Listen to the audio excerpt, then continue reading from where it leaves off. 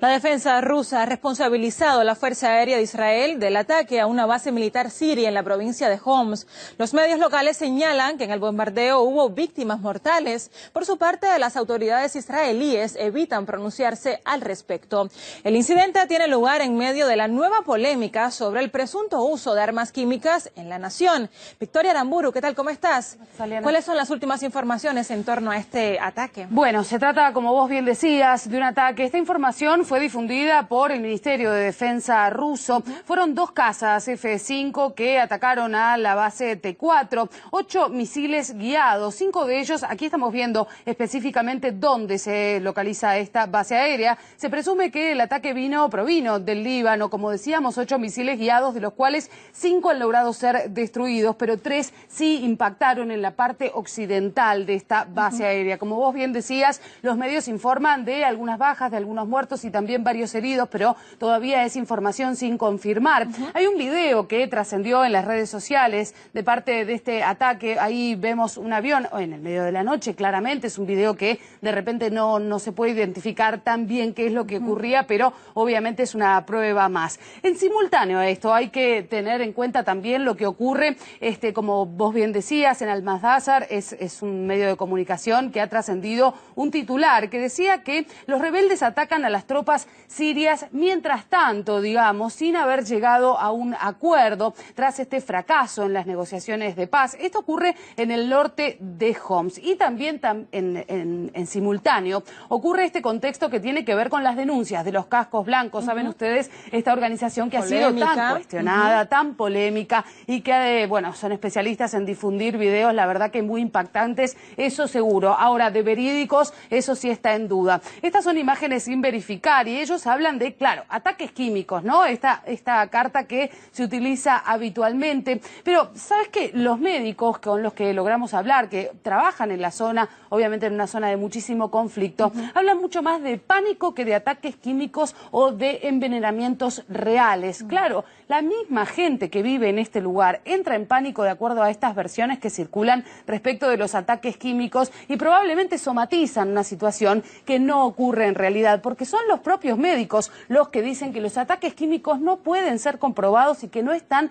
ocurriendo. Lo mismo dicen desde el Centro Ruso para la Reconciliación. Igual no hay que quitarle gravedad al asunto. Sin duda, sin duda, pero creo que es mucho más importante poder escuchar a los médicos que trabajan en la zona, que era lo que nos decían.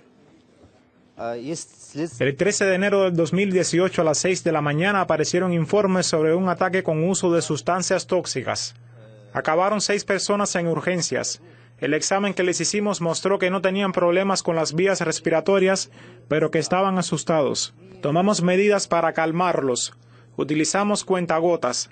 Nada confirmó el uso de alguna sustancia nociva. Es imposible afirmarlo, incluso con base en los análisis de sangre o de su ropa. Durante mi trabajo en un hospital en los suburbios de Damasco, estuve en una ambulancia, especializándome en cuidados intensivos. Vi un montón de cosas cuando era necesaria una ambulancia. Durante mi estancia allí hubo 3 casos, el 13 de enero del 2018, el 22 de enero del 2018 y el 25 de febrero del 2018. En esos días se había acudido allí por sensaciones de asfixia y por problemas respiratorios. En el curso de los exámenes médicos no se encontraron secreciones. Estas personas tenían indicios de pánico, miedo, pero no de las consecuencias del uso de sustancias tóxicas. Y estos testimonios que llegan directamente desde el terreno y son los profesionales que reciben casos todo el tiempo de, obviamente, pánico, asfixia, una sensación de no poder respirar. Ahora, ¿ha reaccionado Occidente? Sí, claro, de la manera más brutal. Obviamente, el presidente de los Estados Unidos, Donald Trump, ha publicado en su Twitter con estas expresiones tan explosivas como siempre. El presidente Putin, Rusia e Irán son responsables de respaldar al animal de Al-Assad. Reacciones de Occidente, obviamente sin medias tintas y con este tuit que es muy polémico. Desde Rusia, sin embargo, vamos a ver cuál es la versión de Sergei Lavrov. Ya visitaron el lugar tanto nuestros expertos militares como los especialistas de la Media Luna Roja Siria, que gozan de una reputación muy buena en los organismos internacionales, incluida la ONU y el Comité Internacional de la Cruz Roja. No hallaron allí ningún rastro de uso de cloro u otra sustancia química contra la población civil.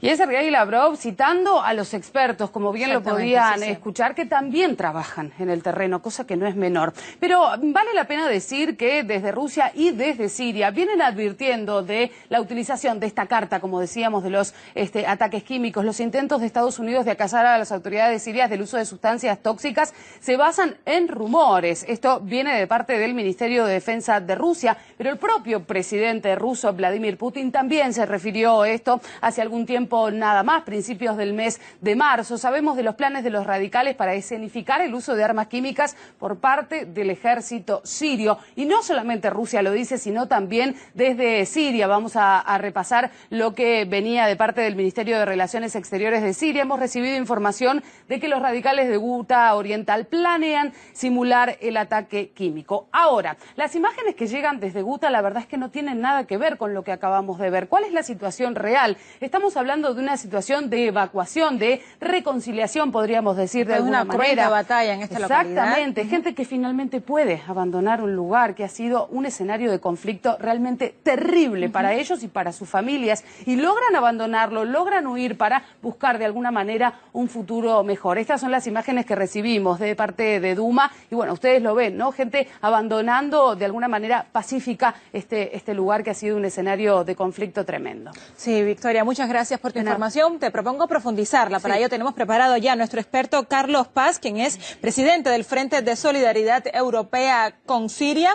Carlos, ahí lo vemos. Muchas gracias por atendernos. Vemos que Rusia apunta a Israel una vez más como el autor de este ataque en suelo sirio, una base militar siria. No es la primera vez que el ejército israelí atacaría la nación árabe. ¿Qué repercusión podría tener en este preciso momento que esto se haya producido? Pues buenos días. Esto no sería nada descabellado pensar que el Estado de Israel está detrás de esta jugada, puesto que el Estado de Israel hace bien poco, hace apenas unas semanas, ha declarado públicamente que tiene interés de intervenir abiertamente en el conflicto sirio. Si bien es cierto, ha intervenido en el pasado, por un lado, acogiendo a terroristas en sus hospitales, visitados por Netanyahu y haciéndolo público, o bombardeando el aeropuerto de Damasco, que tiene vuelos internacionales. Todo indica que bien podría ser, en este caso, no así como en el pasado han sucedido noticias falsas en ese sentido de ataques químicos, pero en este concreto, bien pudiéramos pensar que la mano de Israel se encuentra detrás de este ataque. Ahora, Carlos, llegan nuevas denuncias de ataques químicos, lo repasábamos recién. ¿A quién le sirven estas versiones? Estos ataques químicos, sabemos todos que la OPAC, la Organización de la Prohibición de Armamento Químico, en septiembre del 2013, certificó que ya no tenía Siria material químico, y sabemos que la finalidad, se producen siempre estos ataques cuando los avances militares y los procesos de reconciliación tienen avances satisfactorios, y la finalidad, a mi juicio, es muy clara. Por un lado es alargar el conflicto, por otro es confundir la opinión pública, por supuesto, además, demonizar a Siria y a sus representantes, pero por encima de todo lo que tenemos que tener muy claro es que las noticias falsas, supuestas, de estos ataques químicos, a lo que responde es para justificar la intervención militar de Occidente, sobre todo, por supuesto, de Estados Unidos. Pues muchas gracias, Carlos. Nos quedamos entonces con esa idea, con usted subrayando la coincidencia de que cada ofensiva química se produce el tiempo que se logra una victoria contra los grupos terroristas. Gracias, Carlos, por haber estado con nosotros. Gracias también a ti, Victoria.